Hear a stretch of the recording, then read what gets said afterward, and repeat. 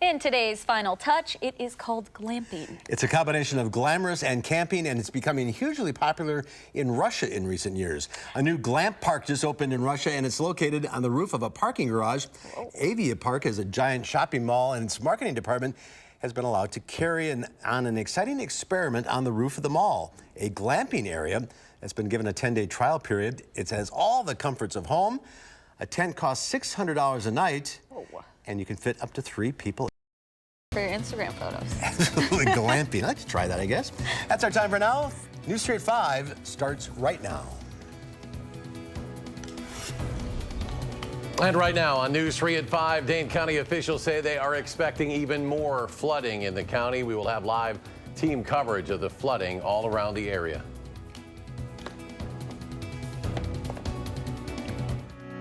This is News 3 at 5. Thanks for staying with News 3. The county is now turning some attention to people who live along Lake. Water levels there are expected to rise 3 to 6 inches in the next 24 hours. The mayor of Monona declaring a local state of emergency there as this develops. We have team coverage of the flooding around Dane County from Amy Reed in Monona, Keely Arthur in Maizomanie, and Rose Schmidt in Belleville. We start with Amy Reed, who is at Oneida Park in Monona with more. Amy? The city and county have been bringing in sand here all day. The local football team, inmates from the jail, and people who live around here have been filling up sandbags and then filling up their cars to take them to their homes. We stopped in at a home just down the street from here. This is on Belle Isle. They're lining along the channel, hoping to create more of a barrier when those 3 to 6 inches come in from Lake Mendota. This is one of about 90 homes in danger from the rising lake levels. The neighbors here on Belle Isle hope everyone gets to sandbagging because they said if not everyone helps, then everyone's homes will flood. If there's a breach, like over there, there's going to be a breach, and then that, then it'll just go behind the sandbags and it's over. The Nicholsons told me they actually paid about $700,000 to raise their home up a few feet so they wouldn't have to worry about the flooding, but now they have to worry anyway. The county emergency management team said they're working on some mitigation tactics too. They brought in weed cutters to help water flow out of the outlets faster, but they still expect lake levels to rise, not just here in the neighborhoods around Lake Monona, but all down the Yahara River chain, particularly as they look for possibly more rain later in the week. Amanda, back to you. All right, thank you so much, Amy. Dane County is still under a state of emergency. The Department of Emergency Management says as of early this afternoon, the United Way's 211 report line had received nearly 600 individual reports of private property damage from the county. The 3 shelters established by the Red Cross yesterday are still open at this hour. They're at Glacier Creek Middle School, that's in Cross Plains, Maizomanie Elementary School, and Madison West High School. The man who died after being swept away by floodwaters on Monday night has been identified. Officials say Dane County Examiner says 70-year-old James Sewell of Madison died from accidental drowning. Sewell was reported missing to authorities around 9 on Monday night. Officials say there were 3 people trapped in a stranded car in Madison. Bystanders helped them out of the vehicle, but only 2 made it to land near Chapel Hill and Regis Roads. Officials say Sewell's body was found around 10 yesterday morning, at least 1/3 mile away from the spot where he was last seen. Additional testing is underway at this time, and the death remains under investigation. The governor touring the damage from the flooding that hit Dane County earlier this week, touring damage this morning via the air. He says he will be surveying the damage on foot tomorrow. Governor Walker has declared a state of emergency because of the flooding, and today he held a press conference with County Executive Joe Parisi, Dane County Sheriff Dave Mahoney, to update and thank the first responders who have worked tirelessly to rescue as well as comfort those affected by the flooding. Sheriff Mahoney says our public servants have placed service to others before service to themselves in this time of need. I'm so very proud of our emergency workers, our police officers, our deputy sheriffs, our volunteer firefighters who in their own communities abandoned their homes that are gone today, but yet continue to rise to the occasion of helping their neighbors. Governor Walker says the people affected by the flooding will get financial assistance from the local and state levels, but it is unclear if they will receive federal assistance. Hundreds, if not thousands, of people in Mazomanie are still reeling from that flooding. And officials say roughly 50 people had to be rescued by boat yesterday. Our Keely Arthur live there today, and she shares how they're all doing. Keely? Well, the water is receding in many places, so it's easy to forget what happened on Monday, but not here in Mazomanie. The reminders are everywhere. The contents of what was inside that home now on the lawn. Now, we did get an inside look into that home earlier today on Tuesday. The basement filled with water and then up to the first level of the home. It's unclear if it's a total loss. What is clear, though, is that the homeowners, Pete and Jane, have huge hearts. Pete is a local firefighter, and as the water started to rise in Mazo, he and his wife went to assist others, not realizing what was ahead for their own home. I said to my wife that, hey, you know, there's a lot of water up there. We've got to get ready. And we talked to the fire chief and the emergency government director, and they got things rolling from an administrative standpoint. And so we figured, you know, we've got time to help fill sandbags before we need to deal with our house. And no, we didn't. Now, the People's Bank of Mazomanie has set up a relief fund and some interest-free loans for residents, and that information is up on our website, channel3000.com. But before I let you go, I have to just give a shout-out to Jocelyn and Addie. They have been working on this all day. These two little girls helping out here in Mazomanie. You guys rock. So many hardworking people, young and old, in Mazo and so many other places. So keep up the good work, you two. That's right. Great. Thank you. Back to you. Great work from two young people there, and help comes in all shapes and sizes. Keely Arthur, live there in Mazo. Keely, thank you. All right, let's get a look at your first alert weather. Chief Meteorologist Gary Canalti in the Weather Center. Amanda, the help that Mother Nature is providing is certainly welcome. As we take a look at visible cloud track, very little in the way of cloud cover today. Lots of sunshine across the state. Doppler track, that's pretty much free of precipitation across Wisconsin as well. That is good news.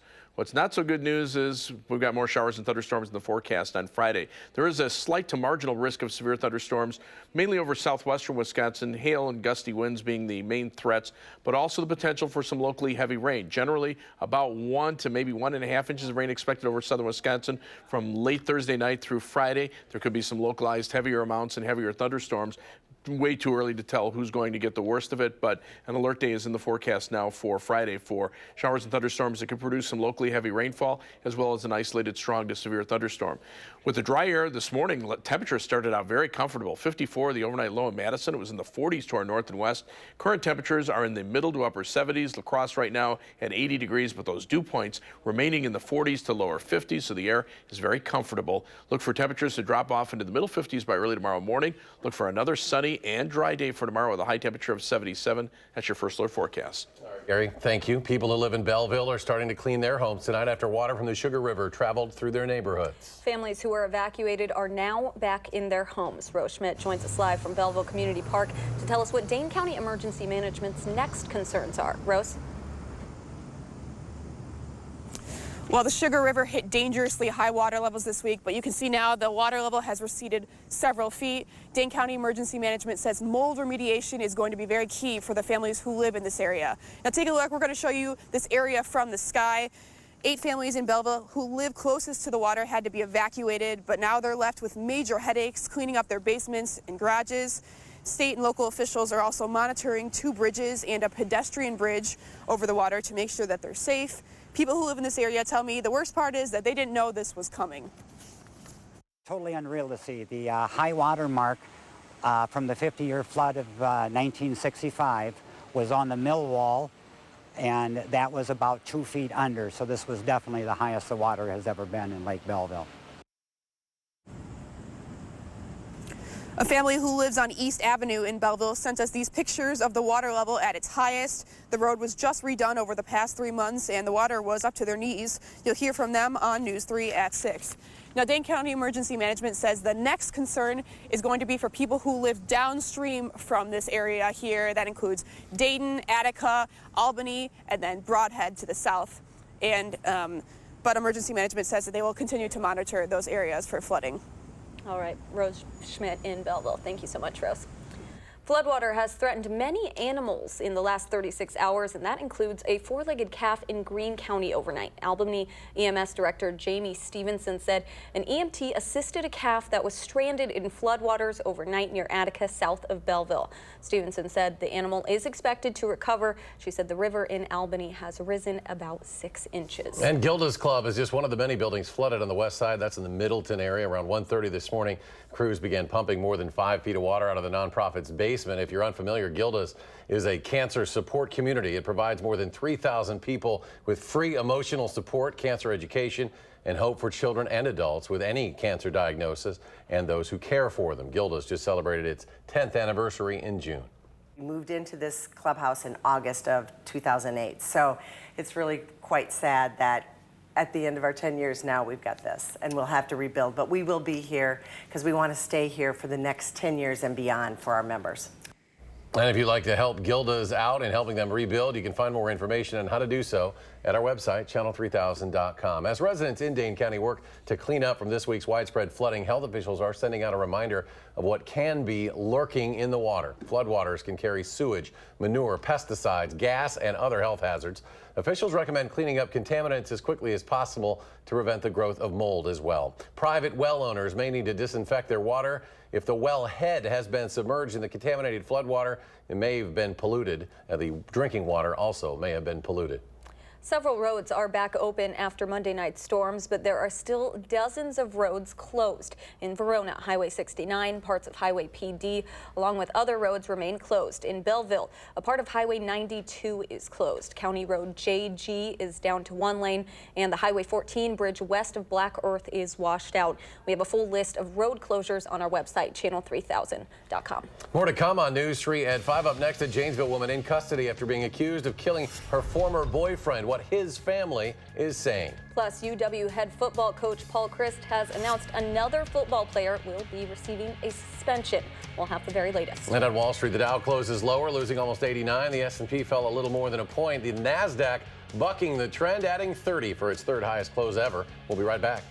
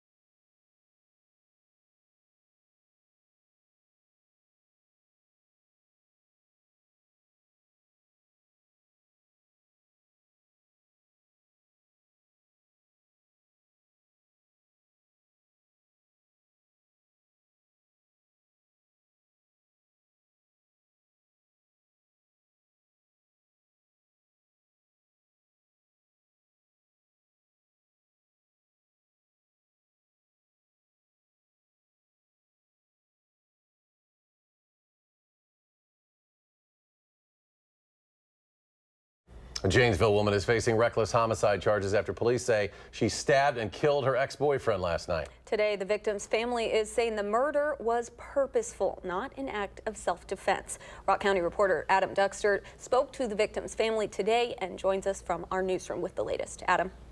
Police say 26-year-old Robert Thomas Jr. was stabbed and killed by his ex-girlfriend, 20-year-old Janesville native Serena Stone. Today, I talked with Thomas's family, who is still in disbelief. And it's hard, man. It's still shocking. For the family of Robert Thomas Jr., it still doesn't feel real. Their brother died at the hospital early this morning. Police say the woman responsible was 20-year-old Serena Stone, Thomas's ex-girlfriend. I couldn't believe it, because I didn't believe that, you know what I mean, she was capable of doing something like that. Because, she ain't no criminal, she ain't got no background or nothing like that. It was just, I think it was just, out of jealousy. Thomas has a history of domestic abuse, and police say he was arrested twice since May for hitting Stone. But for Thomas's family, they say that had nothing to do with his death. People probably like, oh, they their family, oh, they just gonna agree with him, this, that. No, that's not the case. The case is she came over here to kill that man, and she know her motive. Charges against Stone are for reckless homicide, not intentional. And it's the first homicide in the city of Janesville this year. A 3-year history of homicides in Janesville shows that we experienced no homicides in 2015, no homicides in 2016, and 2 homicides occurred in 2017. But beyond those numbers is a family who can't believe their brother is gone. I still believe it's still a bad dream or something right now. I really can't believe that, this happened. Stone has not yet been charged in Rock County. We're still waiting to find out when her first court appearance will be. All right, thank you so much, Adam. Wisconsin sophomore wide receiver Danny Davis will be suspended now for the first 2 games of the 2018 Badger football season. Head coach Paul Chryst said that he made the decision to suspend Davis, quote, based on the information I have available to me at this time. Wide receiver Quintez Cephas was charged with 2 counts of sexual assault on Monday. He is accused of sexually assaulting 2 women. In that complaint, Davis is accused of taking photos of the victims. During that suspension, Davis will be allowed to practice with the team, but won't be available for games. We have new information tonight on just how competitive the midterm elections will be in Wisconsin. Both the governor and U.S. Senate races are within the margin of error, according to the Marquette Law School poll out today. Incumbent Republican Scott Walker and Democratic State Superintendent of Public Instruction Tony Evers are tied at 46% among voters who say they are likely to vote in November. Libertarian candidate Phil Anderson gets 6%, and just 2% say they don't know. In the race for U.S. Senate, incumbent Democratic Senator Tammy Baldwin leads Republican State Senator Leah Vukmir 49 to 47%, with only 3% undecided, also within that margin of error. I think both of them got more name recognition, both Evers and Vukmir got more name recognition than they'd had before, and especially among likely voters, that has helped the 2 challengers tighten their races. The poll also finding nearly 70% of both Republicans and Democrats say they're enthusiastic about voting in this election. We want to let you know about a special Facebook Live event we're hosting here at News 3, where you can ask experts about your mental health concerns heading into the school year. This transition can be particularly tough for you and your children. So our partners at SSM Health are helping with a free Q&A tomorrow evening, 5 to 6 p.m. Danica Lewis will be moderating that discussion. Feel free to send your questions ahead of time by tweeting them to @DanicaLewis. You can also post them on our Facebook page or email them to us with the hashtag Time to Talk, or you can ask them live Thursday, again tomorrow 5 to 6 during the live event. Let's go to Chief Meteorologist Gary Canalti standing by on a nice sunny, dry backyard patio. And Gary, we could sure use a little bit more of that. Well, yeah, we'll have a nice day for tomorrow, another dry day, but unfortunately we've got rain back in the forecast on Friday, and then just kind of off and on chances for about the next week to 10 days, and that includes all the way up through the Labor Day holiday weekend. So we're just going to have to wait and see. Now, on visible cloud tracking, you can see how sunny the skies were today. Just a few fair weather cumulus clouds popping up this afternoon. Doppler track right now free of precipitation in Wisconsin, but for Friday there's a severe weather threat mainly to our south and west. The highest severe weather threat over eastern Iowa down into northern Missouri, where there could be a couple of isolated tornadoes. But around here, gusty winds and hail would be the main threats from an isolated storm or two. The bigger problem might be the heavier rain.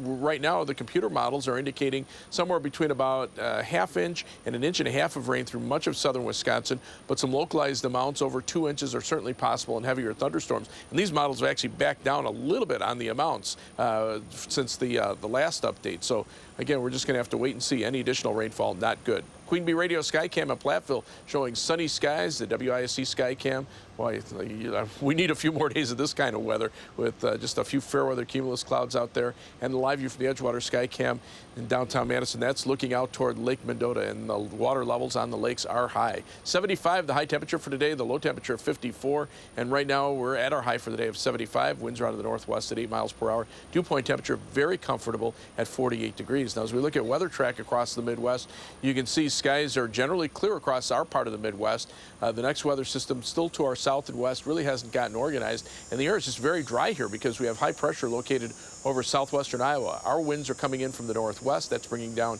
cooler Canadian air, which is also drier. It starts to warm up a little bit out to the west, but if you look at temperatures, I mean, they're very comfortable. Even where it's starting to warm up through North Dakota into eastern Montana, temperatures are in the mid-80s there. International Falls, Minnesota is 5 degrees warmer than we are. Temperatures are in the 80s even into northern Minnesota. That's just because of a west or west-southwesterly wind there. But that same wind is not coming out of the south or the southeast, bringing moisture from the Gulf of Mexico northward. So the air very dry across the Midwest right now, or at least our part of it. 40s and 50s for dew point temperatures. South of the Ohio River, those dew points start getting into the 60s, some upper 60s in Kansas. Eventually that moisture will get pulled northward. You can watch this on Future Track. Notice we stay dry for tonight and tomorrow, but then by tomorrow night the clouds start to be thickening up, and then we look for showers and thunderstorms to start breaking out by Friday morning. We'll see them off and on through the day on Friday into Friday night, and then following that we start to dry out a little bit for Saturday with temperatures climbing up into the lower 80s, but then as the humidity levels climb, there'll be almost a daily chance for thunderstorms after that. 54 for the overnight low temperature tonight with mostly clear skies. Tomorrow, mostly sunny, pleasantly mild, high temperature at 77.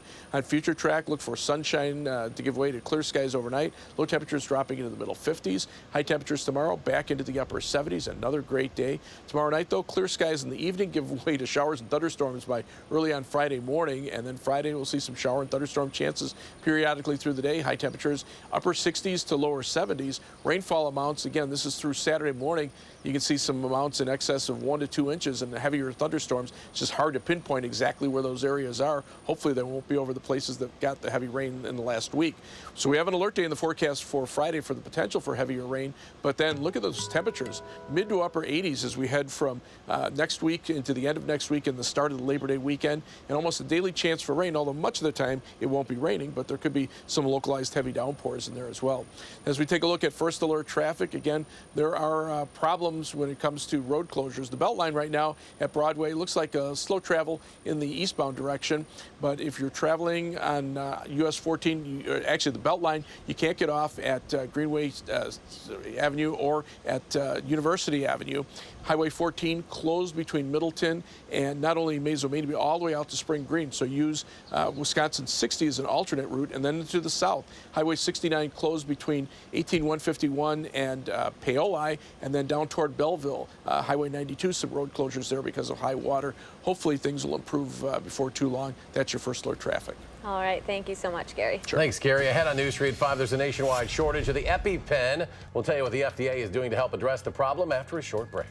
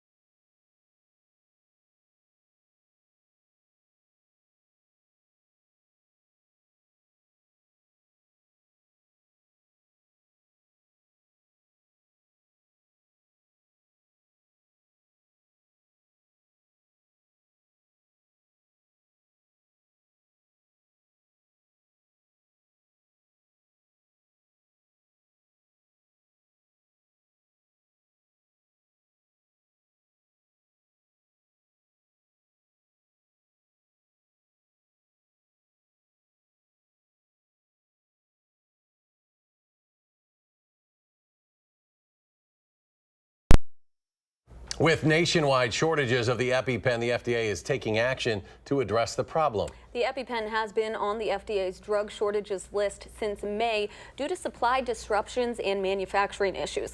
To help in the short term, the FDA and EpiPen manufacturer Pfizer are extending expiration dates for certain injectors that are expired or close to expiring. They say they've reviewed the data and patients should have confidence using the products as they work to stabilize the supply.